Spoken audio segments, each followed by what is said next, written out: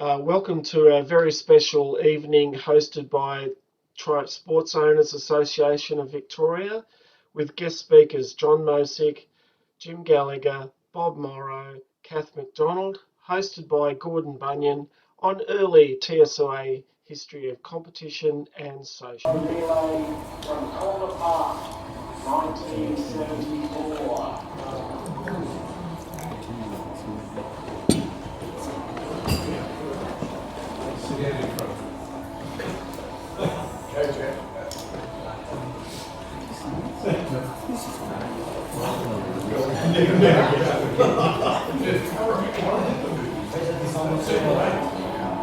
I've got the floor.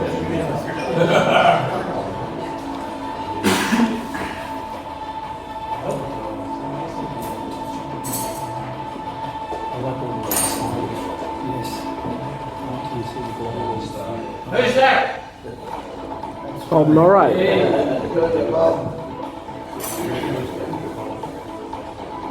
Where's the sprinkler on the other side of the Oh, wait.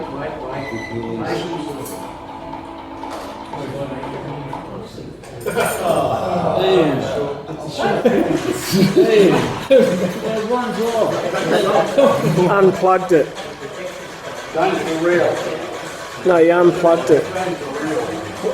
The projector's going to sleep. Yeah, the projector's going to sleep.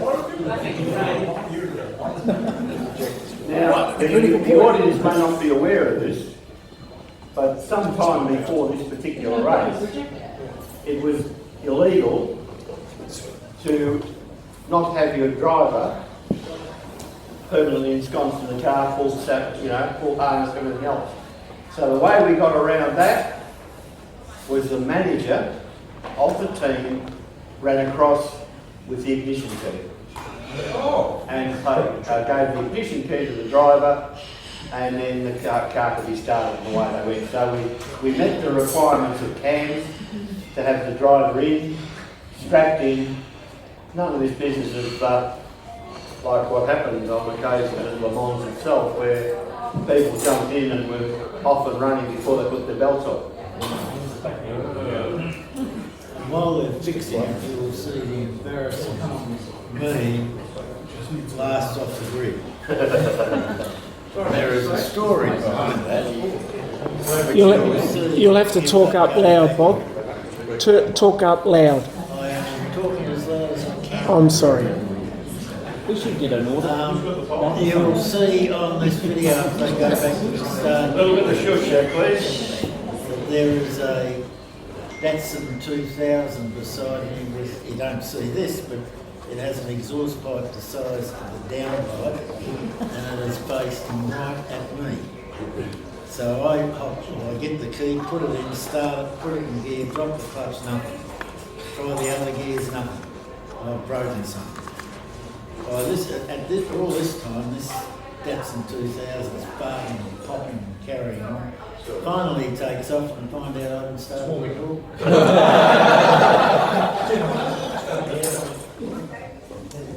True story. Yeah, you'll see it. With a bit of luck.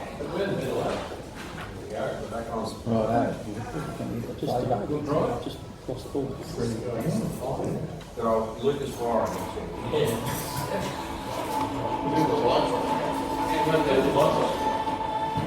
Maybe somebody else can. Oh, they won't.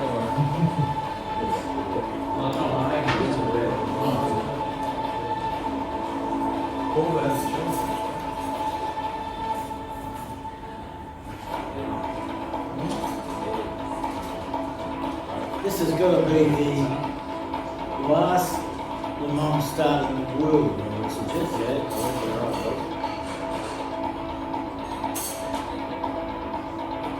Look at those managers run. So they're the team managers, are they? They were, yes. Oh, my mate. That's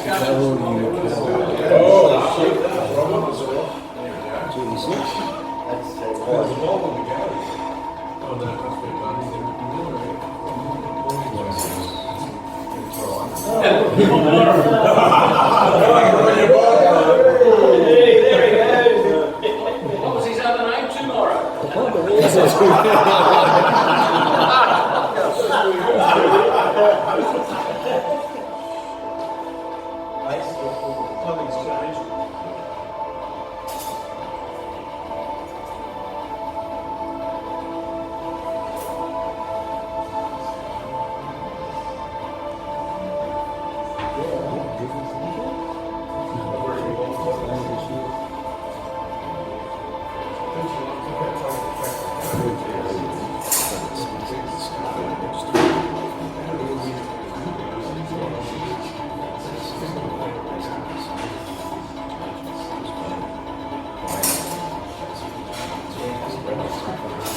Jim Gallagher.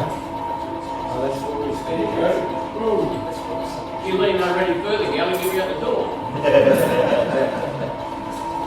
Don't pretend I was under the roll car. So Jim, was it a yellow car or a sort of lime green? It was chartreuse. Chartreuse.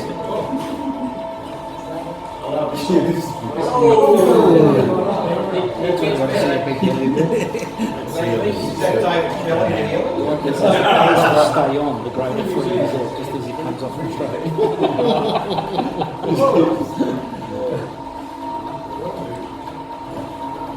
Oh, people avoiding it. White TR6?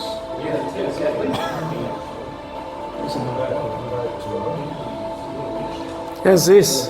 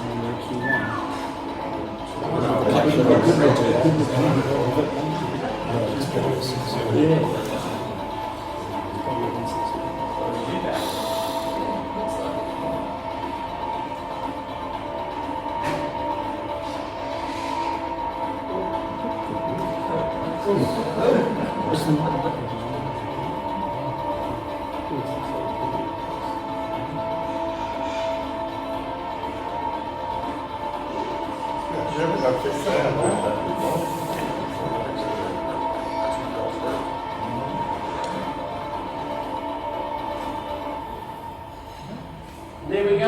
Excellent.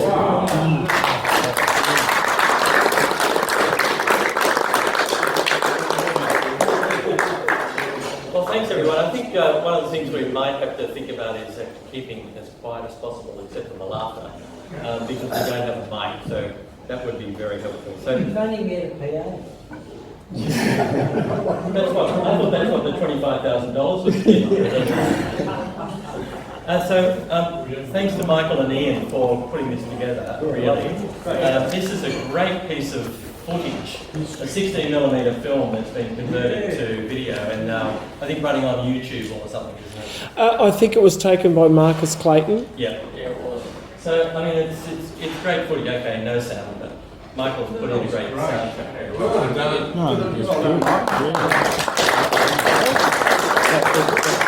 And please go to the TSOA YouTube channel, it's on there, and leave a comment. Subscribe. It's now live. All those millions that we're getting there. So tonight, this is a great focus and start for a discussion about a very, very fine and illustrious past of the club and what we can perhaps aspire to more of in the future.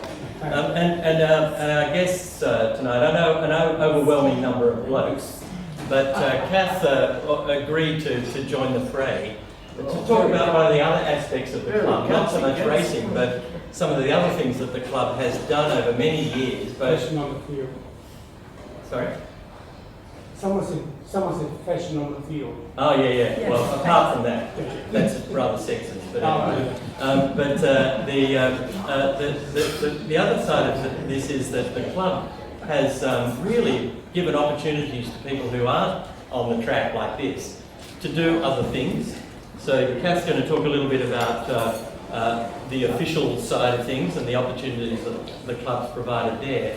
but also to illustrate the way in which the club has influenced the way in which Cairns and others have done things, and the way in which they've used, if you like, general club members to support the Grand Prix and some other things like that as well.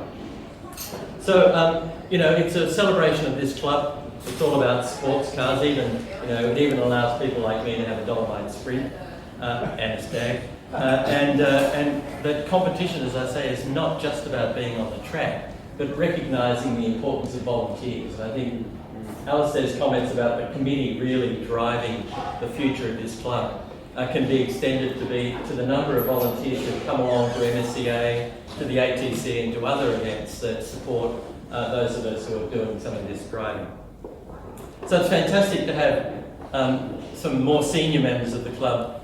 Really, I suppose, to build on the work that was done to record the 60 years history of the club, thanks Ross and your team. And this is if you like, verbalising that written record that was published a couple of years ago. So we're not going to be too formal about this, but I thought I'd just start by, first of all, you've answered a number of the questions I wanted to find out about, how you actually managed to overcome even OH&S rules of the 1970s to have drivers running across the track to get into their cars to run. But obviously, Jim, you've explained the way in which it was done. And I suppose that overcomes a problem that would otherwise have been there. Well, so how did you address that as an issue? How did the club? It became very clear when this particular, and I'm not sure whether this was the first year or whether the years before, but the situation became very clear, and it wasn't really only Cairns, it was FIA, I think, that made it clear that drivers had to be firmly ensconced in full safety harness, helmet, and all that sort of business.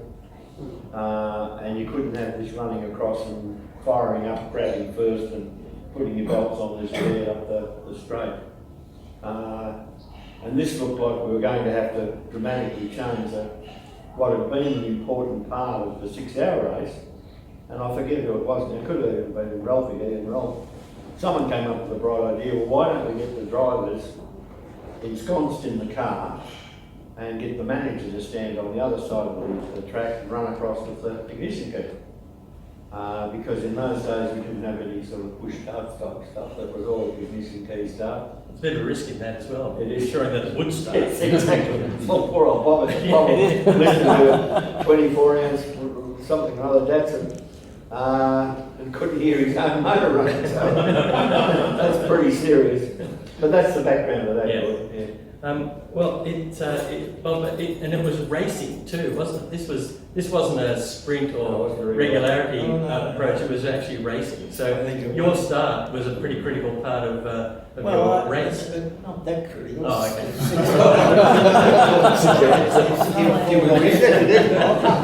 It's 6 hours for Christ's sake.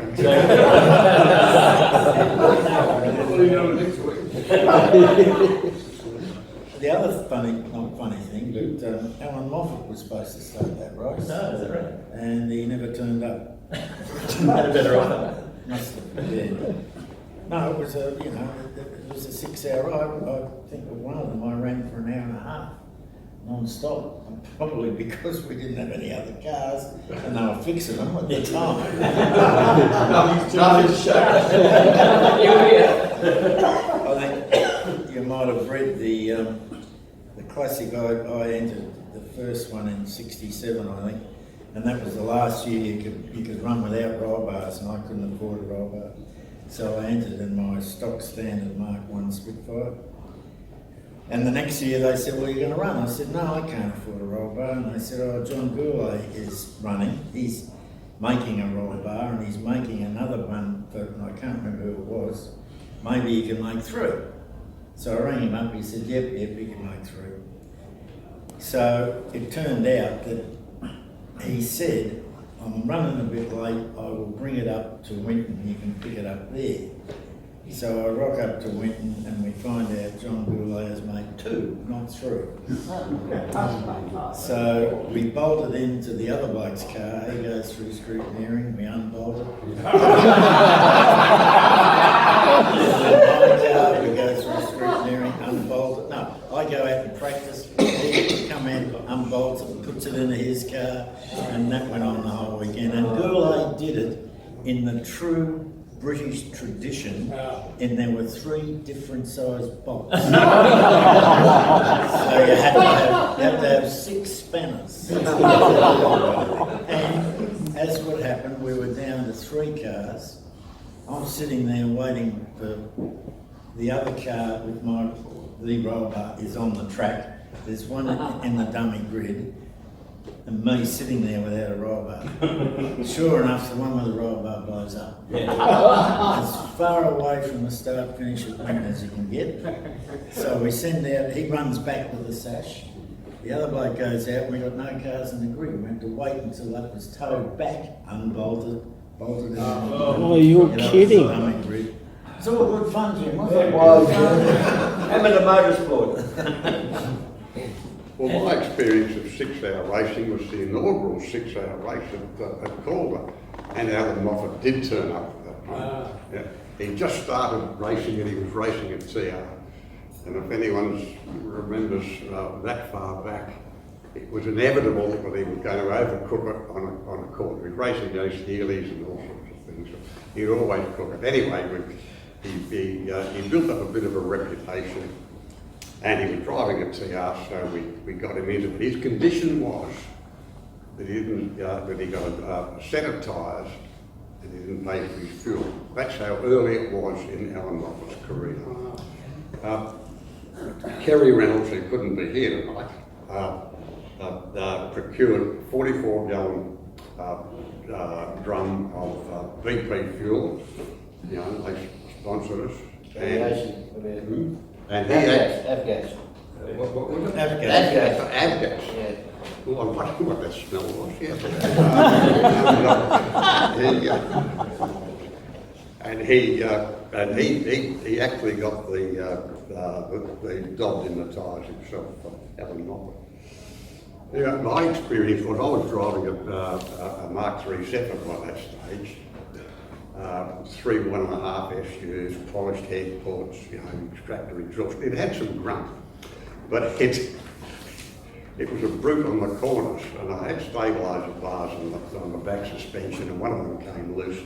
So when we got into the corner, there was judder and it was all over the road. But my role was to hold the field back before the TRs could get out there and do their business. No, I did my part. I had the whole field behind me after about 5 laps, and the TRs let us down. We missed the podium finish, but we did beat the 3 MG car teams. Nothing's changed. One job. Might add, maybe to come in soon when talking about 6-hour races, is how the club got the 6-hour race and ran them.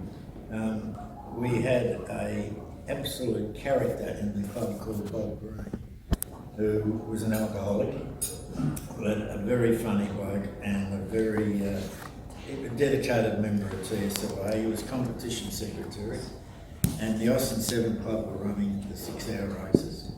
And he had a committee meeting, got round to general business. He said, "Yeah, I got the 6-hour. What 6-hour? The 6-hour race. I've got it for the club. What are you talking about?"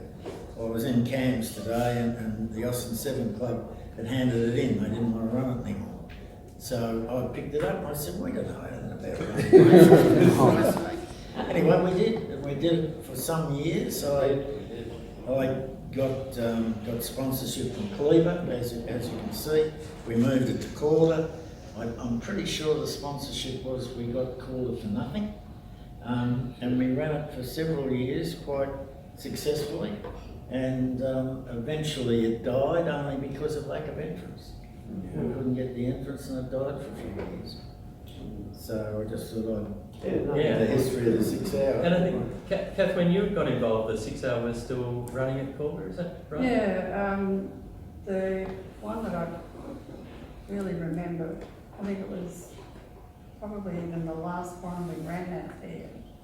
And I was in race control on communications.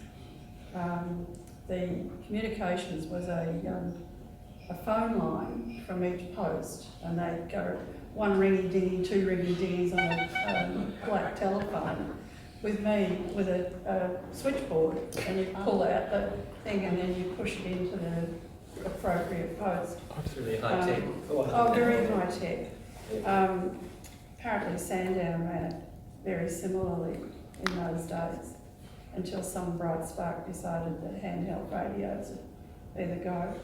But what amused me was Graham White was the assistant clerk, of course, and there's a picture here that I've got of him in what we affectionately called the dunny, because it was just this box on the start line with him taking all the calls. And I was supposed to be apparently taking log, but I didn't because I had no idea what I was supposed to be doing. But he'd just go, oh, okay, yeah, race control, we've got a car off and there's another one, da da da da da. He'd go, right, okay, and that'd be it.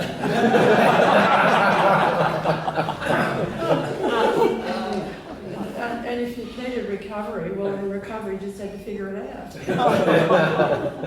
But this was, I mean, the competition was fairly strong on the track, I take it. So there was lots of dicing going on at the same time. So the flag points and recording needed to be pretty particular if you followed current rules.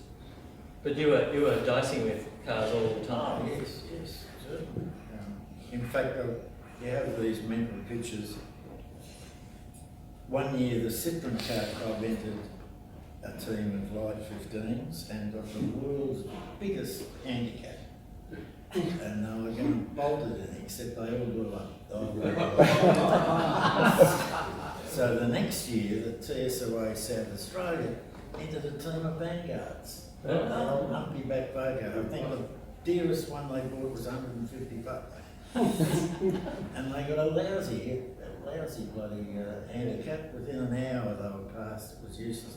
And that was the only 6 hour I was ever at where it rained up at Winton. And I've still got this in my brain of looking up and seeing a bowl going through the S's with a Humpy Vanguard right behind me. Never forget that. So do you remember how the handicap worked? Well, you submitted times, or you submitted them, I just timed them. No, there was a similarity to the current regularity situation in as much as you went out, you practiced, and you thought, yeah, that's probably about all I can do, and you give a time to the manager, and I don't remember the variation, but you weren't allowed to be much outside that time, which in of itself is a bit similar, I should say, to the regularity caper. But apart from that, it was open, so it was a genuine race. And I remember one year there was a team of clubmans, not all Lotus, some other Australian derivatives. But they had a very small handicap, and rightly so, because they went like shells, so they were a bit of a worry to road going cars. But I think that was it, Bob. I think we just practiced and got a fair idea of what we could do, gave the manager our time, and then you had to be within that little window. Yeah. And I would base the handicap on that. That's right. And Jim, back then, like it is now, do the drivers totally just ignore what the manager tells them? No, we listened, but we didn't do anything about it. So nothing's changed then. Just maybe to go back to the history of the club, which is what we're supposed to be talking about, I suppose, rather than 6 hours. Mo, we had a lot of trials in the old days. Now, you call them rallies now, but we call them trials. In fact, I think we had a summer one and a winter one. We had a springtime. Springtime and autumn. Yeah. And Mosig here was also a member of the Western District Car Club, and they are very trials oriented. And they invited us to one, maybe more, and I rock up in the TR2 and I'm parked behind one of the Western District members' Volkswagen, and I notice it's got off-road tyres on it. The bloke gets out of the passenger, there's a hell of a speed pilot, a compass and a box that big of maps. And we had a handheld compass and a Broadbent's 301F. Which is, if you don't know that map, it's 100 miles around Melbourne. That's it, that was it. And I'm probably on that trial, I remember, and no bitumen. She's all dirt, crappy roads. And I remember coming up behind an old Chev. No, he wasn't in the rally, it was just a bloke. Ground clearance of that. And he stopped looking at this muddy bog with rocks sticking out of it. And he went through and ripped his muffler off. And I thought, how am I going to get a TR2 through that? And I did, I don't know how I did, but they were pretty rough. And we also had motorcanas, which you don't have anymore. And they again were mainly on dirt. In fact, I'll get on to the MSCA in a moment. When the MSCA started, we actually ran an autocross at Alexandra Speedway, which wasn't just an oval, it did have turns in it. We thought that'll be good. And part of the deal was they insisted that every third run we ran the water truck over. And we woke up to the fact that a lot of people would say, well, I'm not going to run the third run. You know, I'm not going to go in the mud. Well, we said, you have to go in it. And there was a bloke, I don't know what club he was in, but he had a Ferrari Boxer. And he ran that. And at the end of the day, he lifted the bonnet and you could not see 1 square centimetre of metal.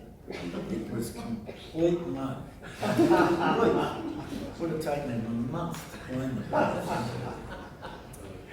And we also ran, TSOA ran a illegal autocross at Broadford. Autocross meaning it's like a motorcar but it's longer. And to do that, I can't remember the rules, but you might have even had to have an ambulance there or a doctor or something. And we didn't do that. And so we just ran them. And then the Secretary of CAMS for Victoria, his name escapes, Ron Parks. Yeah, that's right. Bought a 3.0. And being the Secretary of CAMS, he felt duty bound to join TSOA. And we went, oh, yes. What are we going to do at Broadford? Do anyone order churros and a lemon meringue? Yeah. So that's what we're doing at Broadford, the lemon meringue. So we put a cockatoo at the fence just to make sure if he came in, he could blow the whistle. Speaking of, we also ran what would euphemistically called treasure hunts, which is, they were urban rallies at various points. And when we look back at the times we set with a 30 mile an hour speed limit in the suburbs, all of them would have been highly illegal. I can remember one of them, and we were out at Eltham, which was bush then, and there was a milk bar on a Wattle Lane Road, and the thing was you had to get the colour of the posts on the veranda. And we were about the last car, so by the time I got there, there'd been 20 or 30 cars that had turned around and put their headlights on to see what colour they are. By the time I got there, the bloke was standing there with a shotgun. I reckon you must have been in the car before me, because I got the same. But the reason for the headlights on high beam, what do they call those lights that the streets used to have, neon, they were sort of colour, and they changed the colour of these brand posts completely. And as Bob said, you really had to put your lights on high beam to get the correct colours. Of course, you know, Bob was probably car 29, I was probably car 30 by the time we turned up. That comes Charlie Chan with a double berry bloody 12 games. Frightened the hell out of me. Didn't do me any good either. The other thing that we ran that you may not be aware of was the Luna Park Balls. And Lee and Ralph had a committee meeting, comes to general business, yeah, I think we should run a ball at Luna Park. What are you talking about? Well, you can hire Luna Park with all the rides running. They'll cater for it. We can get a band, we can do this. And I said, what are you talking about? How much does that cost? It was about $3,000, which was 300 grand. And I said, don't be silly. He said, there's a trick, which you're all sworn to secrecy, of course. You can't tell them this trick. In that you could book it and you didn't have to pay until 2 weeks before the event. So he said we should print tickets, we should do it. If we don't sell enough, we just pull out. All it costs is the tickets. And we ran it, and it was very successful for some years. Maybe I shouldn't tell this story, but at one stage in the 70s, it would have been in the 70s, 80s, 70s, see-through blouses on women and very thin straps with the go. The word got around that there was a girl about to go on the Helter Skelter who only had straps covering her nipples. By the time I got there were about 300 blokes. Sure enough, she hit the first bump and bong! Also, we did, and one of them, after the third or fourth, I'm married that girl. 201. It waned a bit, so we thought, what do we do? We'll make it fancy dress. Dave Webber, whose nickname was Noddy, because he was a small bloke, he drove a 3A and he had a pointed hat and he looked just like Noddy. That's why it was called Noddy. So I rock up to the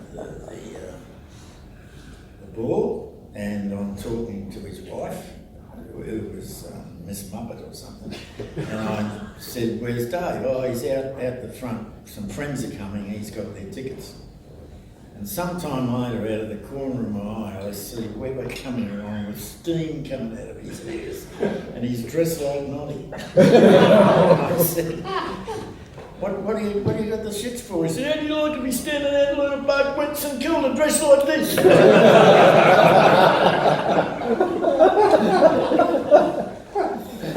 The only other thing I've got on the list is the forming of MSCA.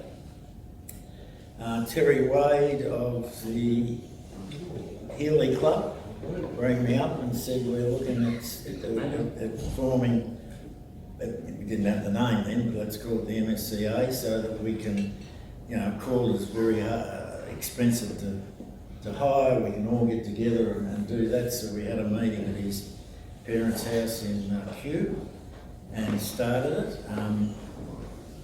Someone said, well, do we ask the Porsches?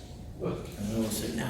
And someone said, well, they are sports cars, maybe we should ask them. So I think it was Terry who went to him and said, we're doing this, do you want to join? And they said, no. And he said, well, instead if you hire a quarter, instead of charging them $40, we can charge them $20. He said, we charge them $80. They've never been a member. The other one was, what about the MGs? The sports car, we suppose we better, and they joined. But there was a rule that if the delegate missed 3 committee meetings in a row, they were kicked out. And we rocked up and he'd missed 2. And we said, is he here? No, he wasn't. So that was the start of MSCA. Good to know, and it's good to know that the rivalry between the two clubs continues. I'm glad to hear that, yes. Well, they were even rude at the MG car club meeting we went to recently about not having Keith's TR4 there because it would leak oil on their carpet. So the few triumphant. Yes, exactly. Exactly. So can I just go back to firstly to Luna Park? So that was, how many people would have come to those events? Hundreds. Yeah. Wow. But from other people than the club. Oh, we specialise in car clubs. Yeah, okay. That's sorry, I forgot. Oh, I see what you mean. We said we'll sell it to car clubs, which we did. We went out to various car clubs to their meetings. He also said, and you may have seen it, the ticket was about that big, and it was very garish, so that was an ad for it as well. So, and each club had a marquee in like on the flat area. So the club sort of came. There might have been say 20 couples from the club or whatever, and they had their own marquee. And then you went up, you had this ticket. You went up and you got your hamburger and what have you for the supper. And Ralphie was very astute. He used to go into each year. He'd go and check when Luna Park was going to open, and we'd get the last weekend or whatever day it was before Luna Park opened. So it'd be sort of at the end of, and usually the weather wasn't too bad. no, it was always good. Yeah, I don't think we had a wet one, to be totally honest. But anyway, after we got the stitch, because we must have run about 5 or 6 anyway, at least. And anyway, the MG thought they'd be smart, and they booked a couple of weeks before us, and it shat down. you couldn't stand up. You're up to your fetlocks in bloody water. The first one was that successful. He turned up and said, the committee, all right, I've sold it out, it's sold out, I reckon we can run another one in 2 months. And I said, mate, we're a car club. Not a ball. And the dance floor was on the Dodgen. Oh, I see. And we'd have like an 18-piece orchestra, wow. And it was go, from 2 o'clock in the morning. I'm going to say go all night. Well, no, Melbourne. But this was sort of typical of the way in which you held sprint events too, wasn't it, Cath? You'd go to Benalla and everybody would practice and then have a lot to drink and then try better the following day. We'd stay at the barracks, where the barracks were still operational. Yeah. And one of the things we'd do, we'd drink a lot of port, didn't we, George? Yeah. And the idea was to get everyone else drunk so that you were sober, so you were fine in the morning, mate. And it worked, didn't it? It did. I got accused of that a few times. We did novel. Another funny thing is we ran a sprint meeting at Calder, and this is the days before Bob Jones was involved.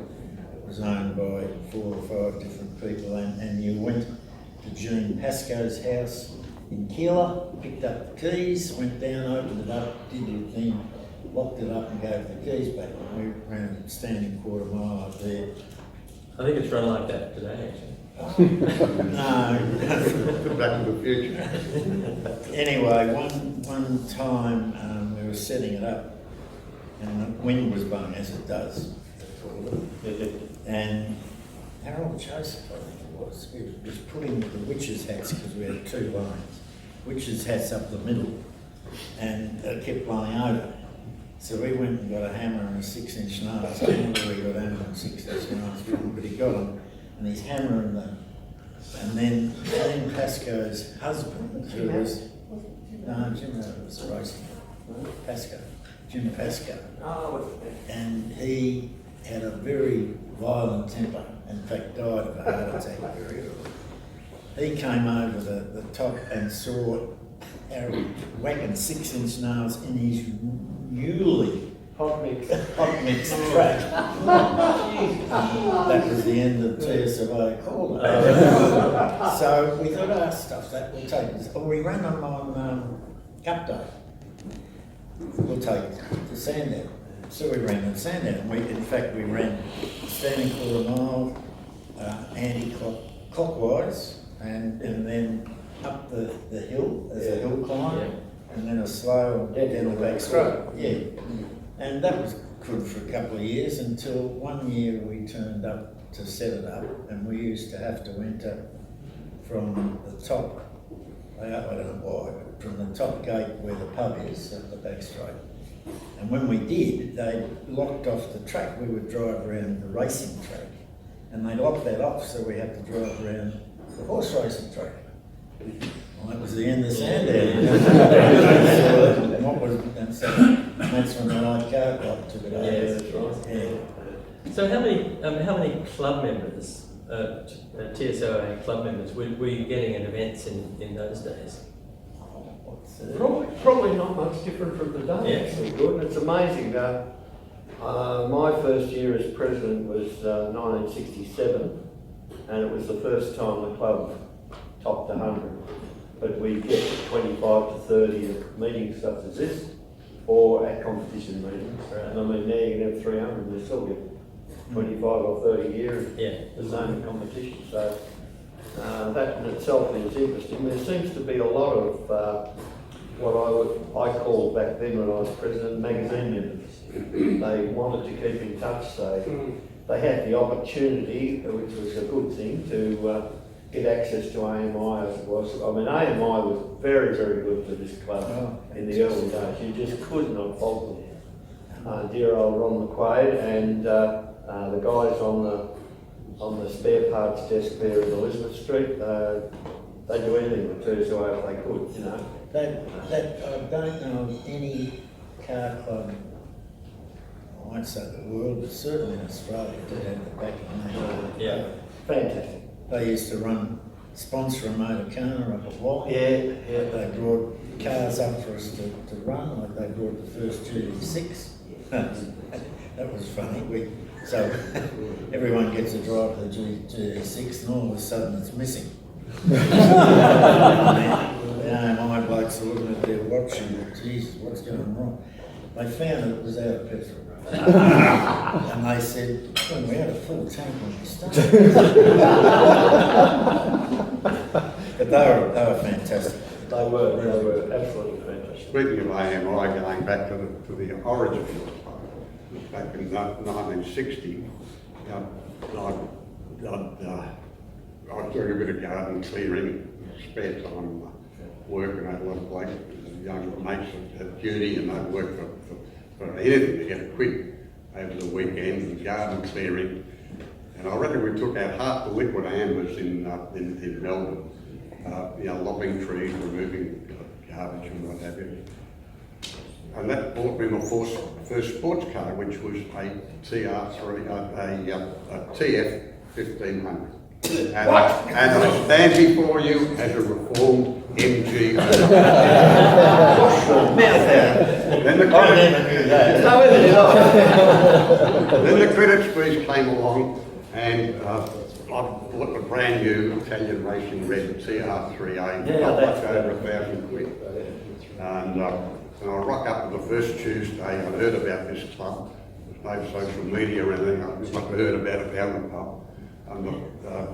So I rock up on the first Tuesday, and there's about a dozen, TR3s and 2s lined up outside AMI in Elizabeth Street, sitting around having a few fags, having a chat, waiting for Johnny Holmes.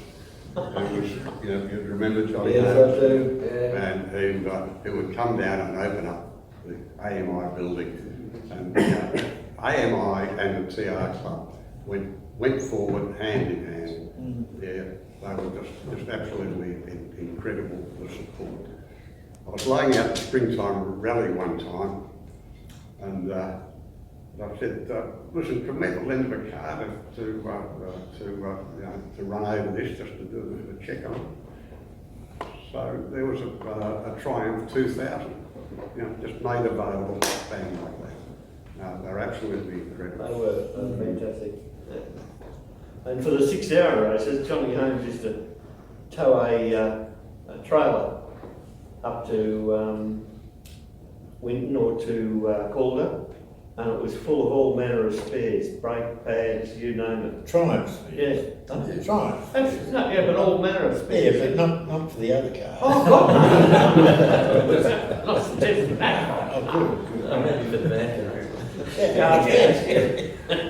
So I'm just interested to know, so the people who did the sprints or the racing, were they using the same cars to do the motorcarnas and the trials as well? So they were used for everything? And to drive every day as well? There were very few racing cars. Yeah, oh, that came later. Yeah, much later. Other than that, like I said, I ran the first 6 hours in Le Mans, one Spitfire at a lever and extractors, and I drove to work.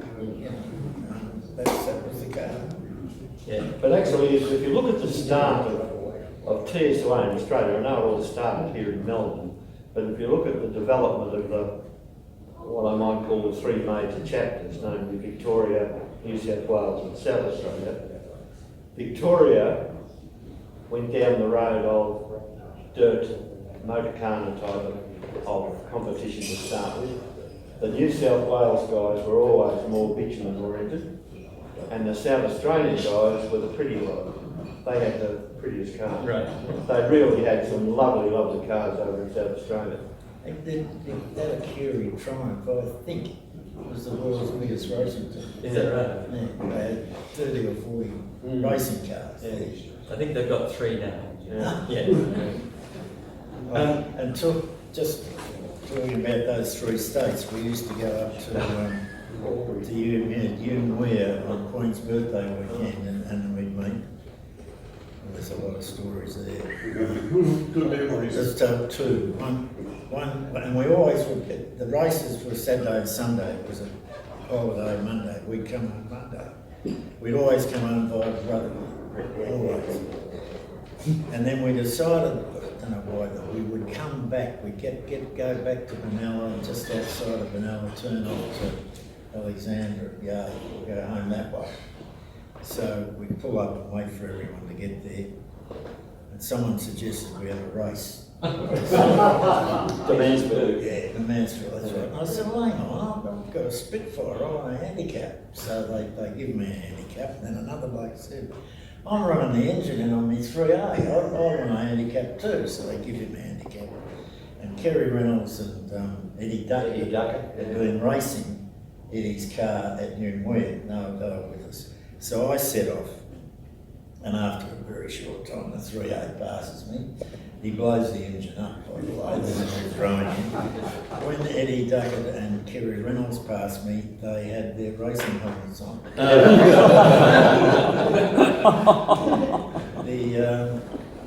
Remember the Red 4A Brian Herbert? No. Brian, he'd gone to Sydney at that stage, and he had 2 Webers on the 4A. That was a very quick car. He caught me just outside Mansfield. The 3 states would get together and we'd have a party. And I remember we were having a party on Sunday night in the motel, and it's got to be midnight, if not 1 a.m. And all the Adelaide blokes say, all right, see you later. I said, what are you doing? He said, we're going to Mallards on tomorrow. I locked my cars tomorrow. Good old time.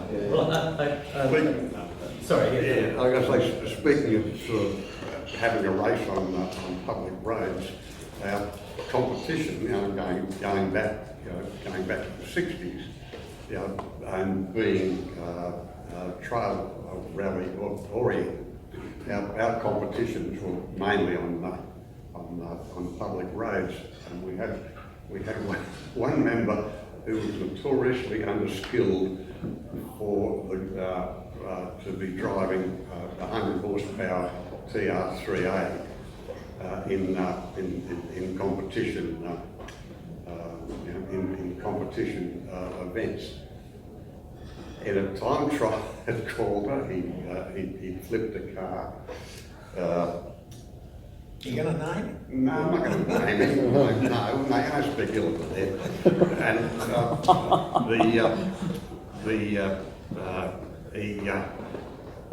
And he turned up at a trial, and his regular navigator, we're all worried because his navigator was unskilled as he was, and so there's every chance he has taken a wrong turn and is coming back into the flow of the trial, trying to make up time.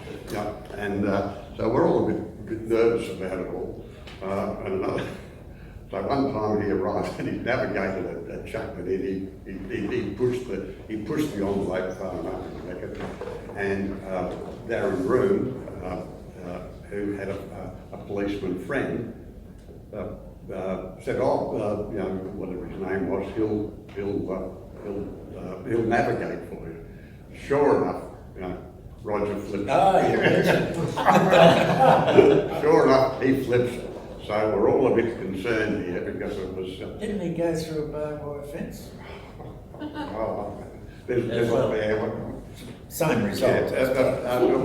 Whatever happened, here we are having a competition on public roads at times that were well above the, any speed limit, and because it was 60 kilometres an hour. No, it was still 60 miles an hour. 60 miles an hour, and.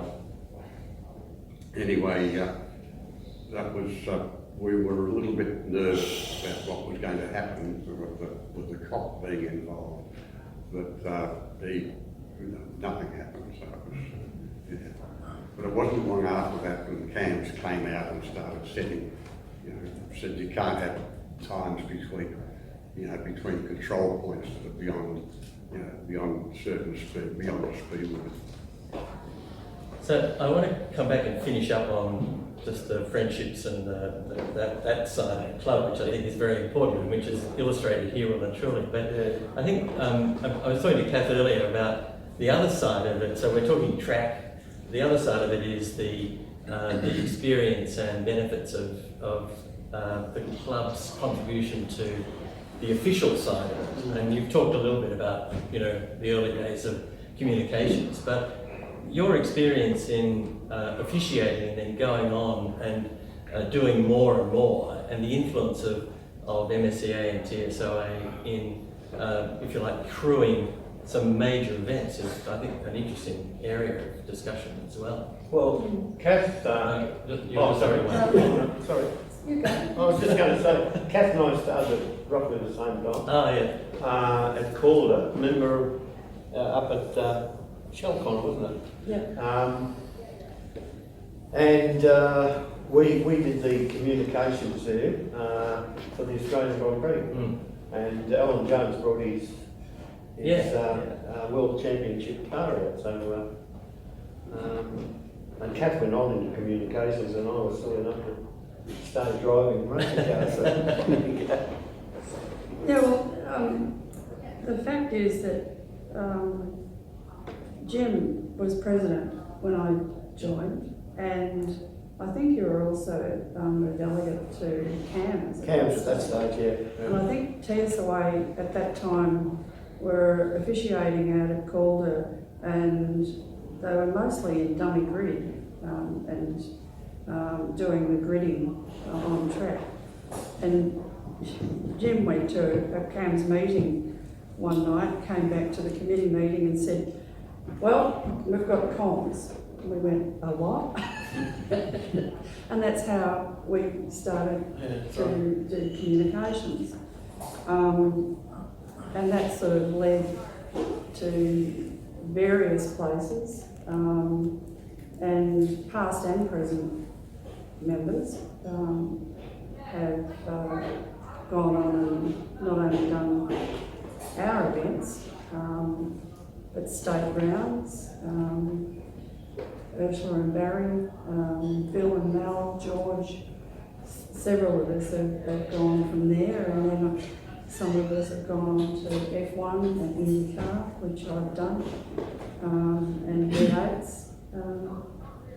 But I don't know where to go with this. So you effectively, I think the thing that I was interested in was that you worked on the Australian Grand Prix before it was Formula One. Yeah. And then when Formula One arrived in Adelaide, were you invited to provide a support to the international?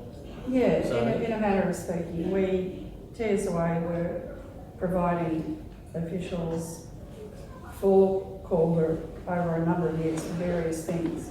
And yes, you're right, we did get a free day for doing that, and we mostly used it, if we couldn't use it for the 6 hour for whatever reason, we'd host an MG challenge, which we always won. Of course. And then they decided that they would run a motor car, and it was in Gisborne somewhere. It was a dirt motor car. Well, we won that too. So they stopped inviting us.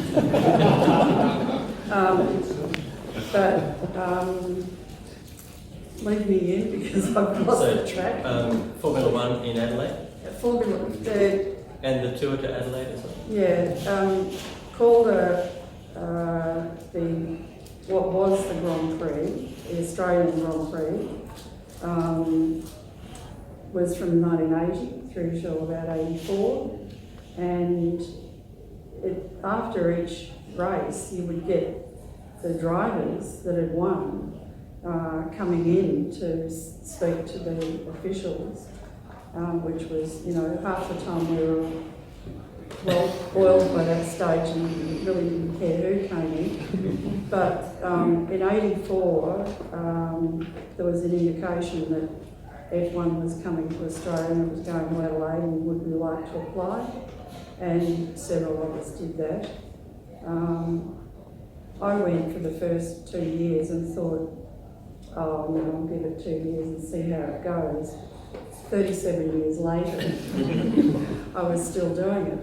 And of course, Adelaide was an amazing event, probably more so than Melbourne because of the proximity to the city. But also Terry Laurie, who was a previous president of TSOA, started a company called Auto Promos, and he was running a rival rally to Adelaide, to the Newbrick rally, and was asking TSOA if we could provide any officials, which we gladly did.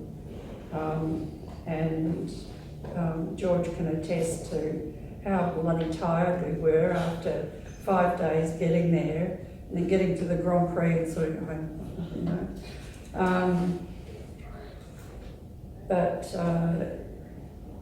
So the club has really opened up all sorts of opportunities, both on the track and off the track. I mean, Alan Moffat still talks about the fact that his first car was a Triumph. I remember having that conversation, and it applies across the board.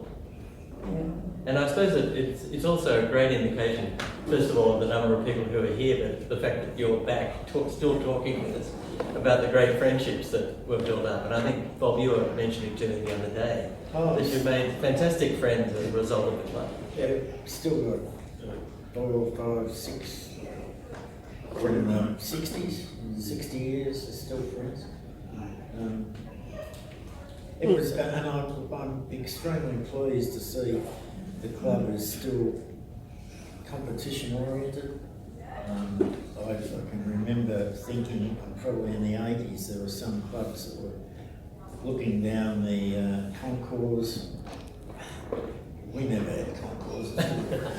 We had I'll tell you a story about one in a minute. Well, I'll tell you, in my time, I can only remember one.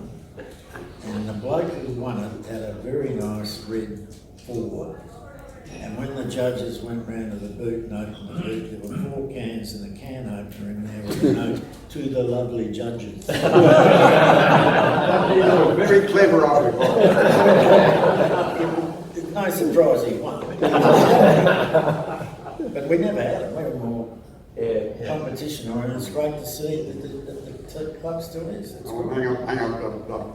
Bob came in very late in the organisation. Yeah, 60s. Early in the piece, we did have the concourse delegates, and that was the last event of the year. The penultimate event was the springtime rally, and that was a bit of a picnic event, and there's lots of stories around that. But there'd always be an echelon up the front there, vying for it. By the time of the springtime rally, it was pretty much worked out. Anyway, one year, Max Beck, he almost had it in the bag, and David Ross was second in the points. And we knew Roscoe had his engine out, and well, he wasn't going to go to the concourse, the elegance. And so I was in charge of the trophy, so I get Max Beck's name engraved on the trophy. Unbeknownst to me, David Ross had entered. You know, he dropped the donk back in the car and turned up at the concourse elegance, knowing that no one had sort of, you know, as Bob said, you know, everyone had lost interest in it, and there are only 3 starters. So he comes 3 in a field of 3. He didn't even have the bottom of the car. He comes 3 and gets the wins the championship.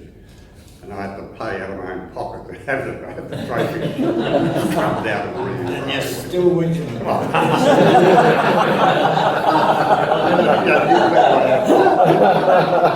think that's a good note to end on, because you've had the last word on that too. So maybe there are some questions from the floor, and let's take a few, and then we'll wind up. Just Gordon, I'll ask a question. Alice, my name. I'm involved with MSCA, as is Michael Kick, who's the delegate.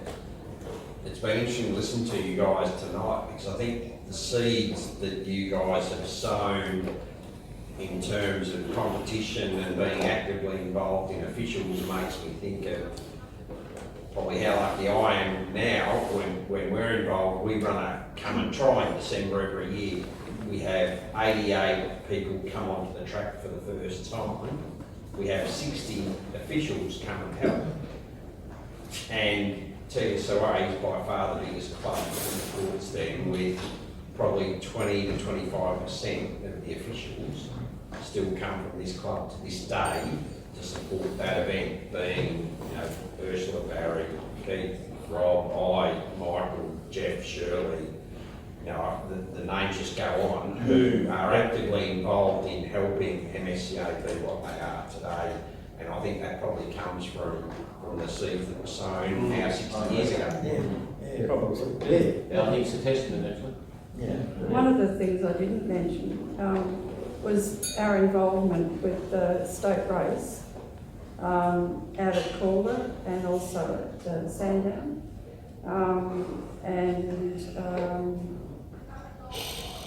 I can remember a particular incident you might have a bit of a chuckle at. Gary was in the chase car, and if you knew Gary back then and how he used to race, you'd know that Hasn't changed. when the field took off and Gary took off after them, the clerk of course said, "Could you tell him that he's supposed to stay behind and not pass him?" Hasn't changed. It hasn't changed. Yeah, maybe that says a lot about the character and caliber of the club as well. Yeah. Are there any other questions? Yeah. Stan.